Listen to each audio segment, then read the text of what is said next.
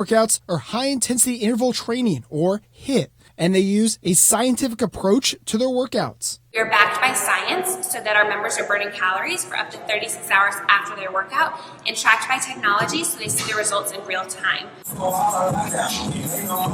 HIIT workouts consist of intense aerobic workouts with a 30 to 45 second intervals, followed by a short recovery between exercises. Long alternating BS for 30 seconds at a time with a 15-second recovery. All right? This summer, those orange HIIT workouts will be coming to Bakersfield. The fitness franchise is currently building their first location in Kern County in southwest Bakersfield on Stockdale Highway and Allen Road. So before then, we are doing what we call a pre-sales or founding memberships.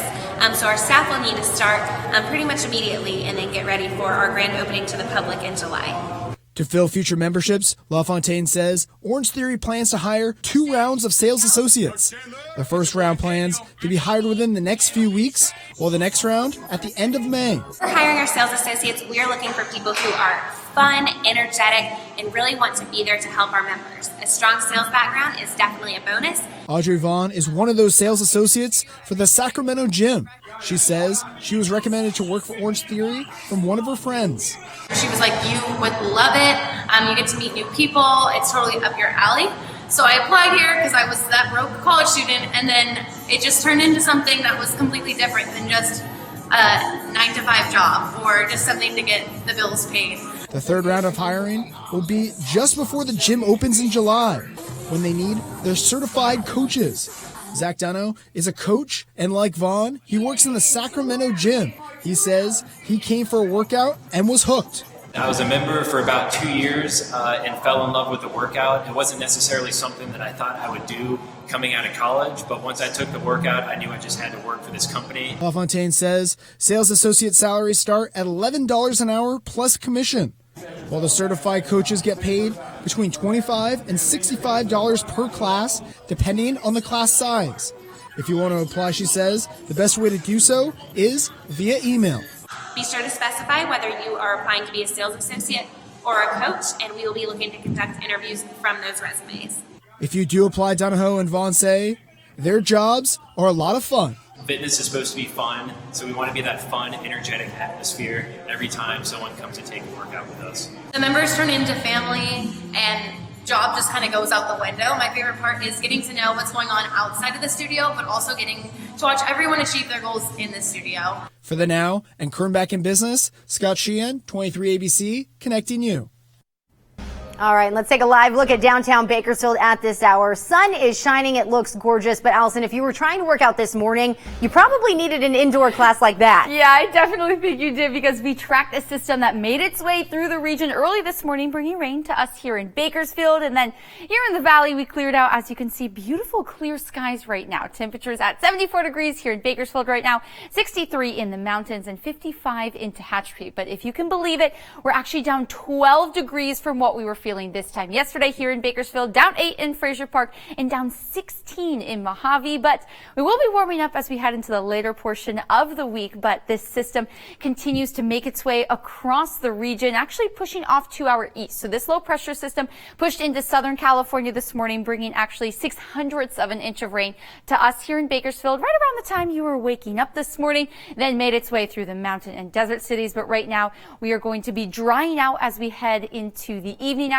As soon as the sun sets, those isolated shower chances will be diminishing rapidly. But on the back end of this system, tracking strong wind gusts, especially in our desert cities as well as in the Tehachapi area. So that does bring up a wind advisory that started at 6 p.m. tonight, continuing until 2 in the morning tomorrow. Wind gusts could be reaching up to 50 miles per hour. Now, as for temperatures, as we head into the evening hours, down to 66 degrees by 10 p.m. and then going to be dipping down into those 50s. And for tomorrow, we are going to be warming just slightly, near seasonal, but air quality is going to be back to the moderate range. But to begin your May, a high of 80 degrees, but then warming up as we head into the later portion of the week, and then later this weekend on Sunday into Monday, tracking yet another system, bringing some rain chances and gusty winds. Chris? Well, let's start the Now news feed with the UK taking steps to prevent its own opioid crisis. All opioids will have a big label that's warning of addiction on them now. Opioid prescriptions have increased by more than 60% in England and Wales in just the last decade. Job interviews could be getting less personal. Cosmetics company L'Oreal actually using chatbots to interview candidates. The AI technology will check if the person has the entry-level requirements they need, as well as they'll give applicants some open-ended interview questions. Well, here's a possible dream job alert. Paint company Behr wants to give someone $10,000 to travel the world. Your job would be to go to places and find new colors that could become paints. They'll pay for your travel and your lodging as well. You can apply for that summer gig on Behr's website. Mike Peters is the name of the lead singer of the Welsh group The Alarm. Now, these days, his concerts, they have become as much about music as they are about saving lives of people with blood cancers. And as Chris Welch shows us, Peters' new work is personal. Alternative rocker Mike Peters, the frontman of Welsh band The Alarm, has been touring the globe since the late 70s. Everything is beautiful tonight. A 1, 2, 3, 4. And the fact that he's still writing lyrics like these, Everything is beautiful. when things haven't always been, well, beautiful, speaks volumes. See, Peters was diagnosed with blood cancers 3 times. The first in 1995. They wanted me to go and have a bone marrow transplant the next day. And I said, well, I can't possibly do that because I'm going on an American tour tomorrow. He defied his doctors and kept the tour, but he added a quick stop for a piece of clothing that would become a symbol for his battle. On the way to the first gig, I stopped in an army store. I bought myself combat fatigues. I drilled myself out in those clothes. I said to my wife, Jules, these aren't coming off till I'm cured. I got this idea on the plane going over to go into a psychological warfare with cancer. He took on the unofficial title, The Man in the Camo Jacket, and a documentary of the same name chronicled his journey. He vowed he would always wear it anytime he was battling the disease. And you're not wearing camo today? I've got camo underwear on. You still do wear it underneath. Yes, despite his multiple cancer diagnoses through the years and his wife's battle with breast cancer herself, Peters and his wife are both now in remission. They're now using their platform to highlight the importance of bone marrow donation, often the only hope for someone with blood cancer. And they started an organization named after one of their songs, Love, Hope, Strength. So I'm going to open these, but I can't touch them. Okay. Take out 2. The goal is to get more people on the international match list to become bone marrow donors. All right, and stop. They've partnered with DKMS, a global nonprofit that fights blood cancers, and have made their concerts mini donor drives. And the process to become a potential donor is simple. Just a little cheek swab. There's nothing scary about it. I sat there making faces and doing it, you know. For longtime Alarm fan Natasha Wyman, it was an easy decision. If there's any possible way of me donating and actually helping someone or saving a life, that would mean the world to me. Stuff like that makes it worth living. And we want to show that there's a new face to cancer, that you can live with these diseases now. Not everyone survives, not everyone gets the full life, but the advances that we're making now against the disease is on the run. Love, Hope, Strength has added almost 200,000 music fans to the international registry, You're gonna rescue me tonight. potentially rescuing over 3,500 possible bone marrow matches. It's out there waiting for us. Reporting in New York, I'm Chris Welch.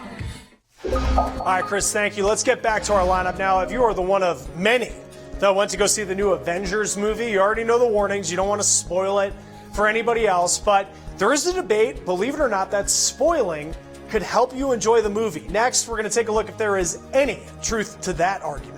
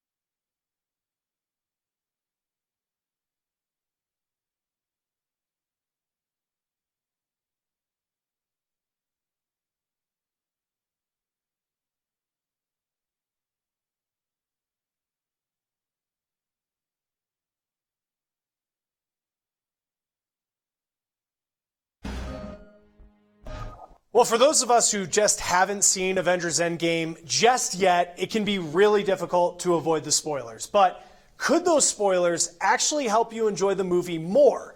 Annie Taylor's looking into that argument. Let's talk the new Avengers Endgame movie. We're not going to try to do any spoilers here, but this weekend there were some people who spoiled the movie. Some moviegoers spoiled the movie for fans, and let's just say people were less than pleased. But why they kill?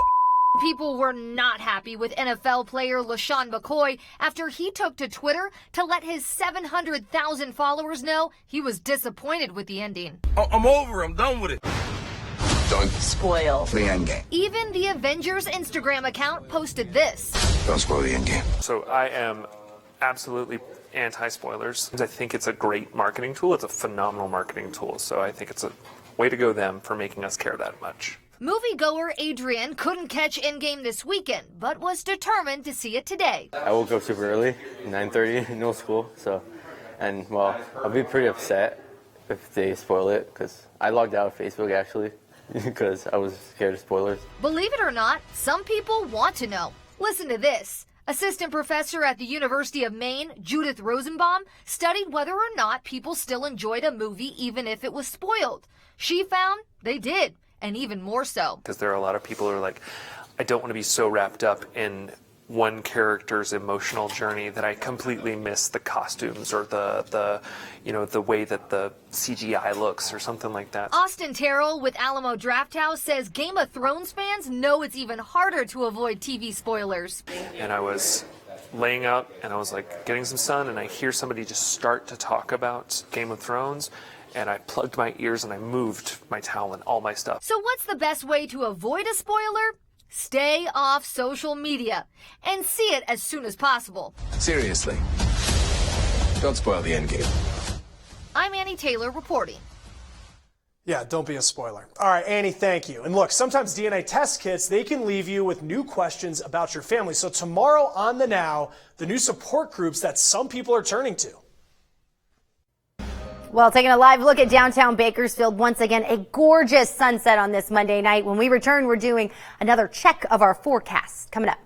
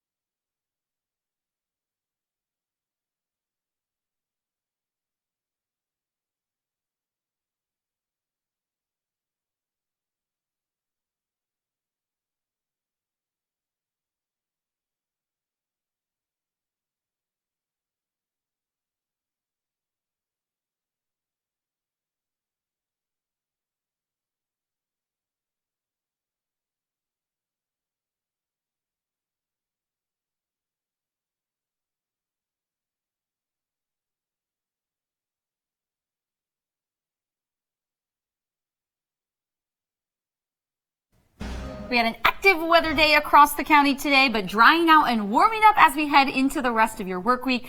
Just below the 90s, which is not going to be too bad. Nice and comfortable. That's going to do it for us on the Now Bakersfield. We'll see you back here tonight for 23 ABC News at 11.